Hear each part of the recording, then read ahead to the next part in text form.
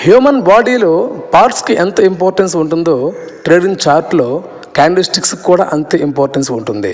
ఒక్కొక్క candle stick ఒక్కొక్క రకమైన గుణం లక్షణం కలిగి ఉంటాయి. అందులో ఇప్పుడు మనం క్యాండిల్స్లో రారాజు హ్యామర్ గురించి చెప్పుకుందాం. ఈ క్యాండిల్ 2 కలర్స్లో ఉంటుంది.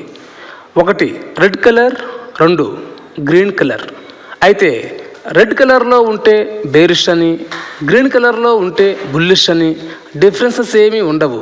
కలర్స్ ఏవైనప్పటికీ ఒక డౌన్ ట్రెండ్ వెళ్తున్నప్పుడు పర్టిక్యులర్ ప్లేస్లో ఈ క్యాండిల్ వచ్చింది అంటే దానిని హ్యామర్ అంటారు.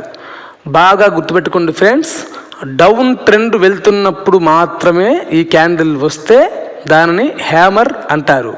ఇదే క్యాండిల్ అప్ ట్రెండ్ వెళ్తున్నప్పుడు వచ్చిందంటే దాని పేరు మారిపోతుంది. దాని గురించి మరో ఎపిసోడ్లో చెప్పుకుందాం. ప్రస్తుతం మనం చెప్పుకుంటుంది హ్యామర్ గురించి మాత్రమే. నిజం, ఇంతకుముందు మనం చెప్పుకున్నట్లు నిజంగానే ఈ క్యాండిల్స్లోనే రారాజు. ఎందుకు అన్నది ఇప్పుడు డిస్కస్ చేసుకుందాం. చార్ట్లో డౌన్ ట్రెండ్ వెళ్తున్నప్పుడు పర్టిక్యులర్ ప్లేస్లో strong support, horizontal line supports, trend line supports ఉన్నాయి అంటే అక్కడ హ్యామర్ పడింది అంటే కన్ఫామ్గా ట్రెండ్ రివర్సల్ కావాల్సిందే. ఒకవేళ సపోర్ట్లు లేకపోయినప్పటికీ కూడా హ్యామర్ పడింది అంటే హ్యామర్ పడ్డ పుంజానికి కాసేపైన మార్కెట్ అక్కడ స్టే కావాల్సిందే. అది ఈ హ్యామర్ యొక్క లక్షణం.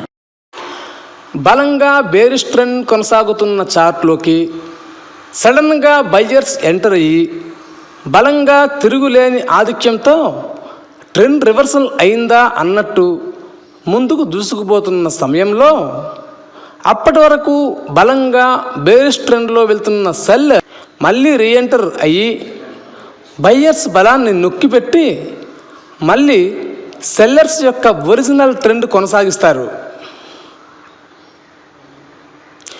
ఇంతలో మరికొంత బలాన్ని పుంజుకొని సెల్లర్స్ యొక్క ట్రెండ్ కొనసాగింపుకు చెక్ పెట్టి స్పష్టమైన బయ్యింగ్ ట్రెండ్ కొనసాగింపులో భాగంగా ఒక పాజిటివ్ బయ్యింగ్ క్యాండిల్గా ముగుస్తారు.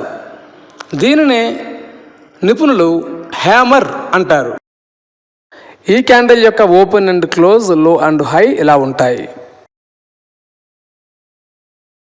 ఇప్పుడు మరొక రకమైనటువంటి హ్యామర్ గురించి కూడా తెలుసుకుందాం. బేరిష్ ట్రెండ్ కొనసాగింపులో భాగంగా సెల్లర్స్ ఏ మాత్రం కూడా తగ్గకుండా ఎదురులేని బేరిష్ ట్రెండ్లో దూసుకుపోతూ ఉంటారు. ఇంతలో అనూహ్యంగా ఒకేసారిగా బయ్యర్స్ బలంగా ఎంటర్ అయ్యి అంతవరకు ఎంతో బలంగా ఉన్నటువంటి సెల్లర్స్ని కంట్రోల్లోకి తీసుకొని బయ్యర్స్ ముందుకు దూసుకుపోతారు. అంటే అప్పటి వరకు కొనసాగిన ట్రెండ్కి ఒక వ్యతిరేకమైనటువంటి క్యాండిల్ అన్నట్టు లెక్క. నిపుణులు దీనిని కూడా హ్యామర్ అంటారు. ఈ క్యాండిల్ యొక్క ఓపెన్ అండ్ క్లోజ్, లో అండ్ హై ఇలా ఉంటాయి. ఇప్పుడు మరో రకమైనటువంటి క్యాండిల్ గురించి కూడా చెప్పుకుందాం. సెల్లర్స్ తన బేరిష్ ట్రెండ్ కొనసాగింపులో భాగంగా చక్కగా ముందుకు దూసుకుపోతూ ఉంటారు. ఇలా వెళ్తూ కొంత సమయానికి బయ్యర్స్ యొక్క ప్రెజర్ పెరిగి ముందుకు వెళ్ళలేక సతమతమవుతున్న సమయంలో బయ్యర్స్ బలం పెంచుకొని ఒకేసారిగా సెల్లర్స్ను ఆధీనంలోకి తీసుకొని ముందుకు దూసుకు వెళ్ళే ప్రయత్నం చేస్తారు. ఆ ప్రాసెస్లో ఓపెనింగ్ ప్రదేశాన్ని దాటి ముందుకు వెళ్ళి ఒక స్పష్టమైన పాజిటివ్ క్యాండిల్గా ముగింపుకు వస్తారు.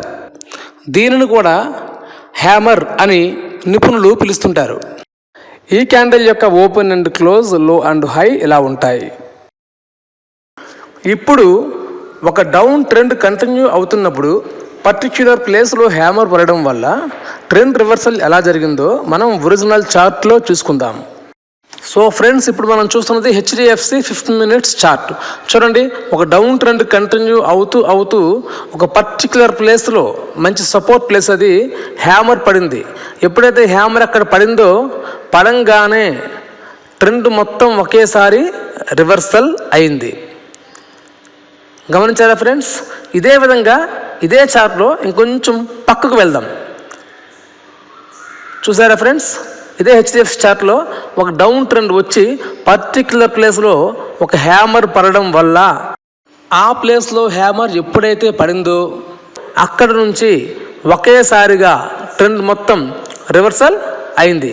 ఎంతవరకు అంటే చూడండి, ఇక్కడ నుంచి అలాగా వెళ్ళిపోయింది. అదేవిధంగా ఫ్రెండ్స్, ఆ పక్కన మరో ఎస్బీఐ చార్టు చూడండి.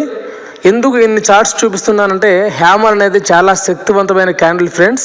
దాని గురించి 3-4 ఎగ్జాంపుల్స్ చూపించుకోవడం తప్పేం కాదు, అందుకే నేను చూపించే ఒక ప్రయత్నం చేస్తున్నాను. చూడండి, ఒక మంచి డౌన్ ట్రెండ్లో మంచి డౌన్ ట్రెండ్ వెళ్తూ ఉండగా ఒక పర్టికులర్ ప్లేస్లో క్యాండిల్ పడింది. హ్యామర్ క్యాండిల్ పడిన కొద్దిసేపటికి అక్కడ నుంచి ట్రెండ్ మొత్తం ఎలా రివర్సల్ అయిందో చూస్తున్నారు కదా ఫ్రెండ్స్. చూడండి.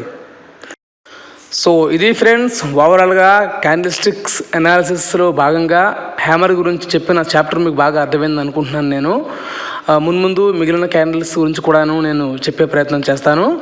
ఒక్కొక్కటిగా పెడుతూ ఉన్నాను.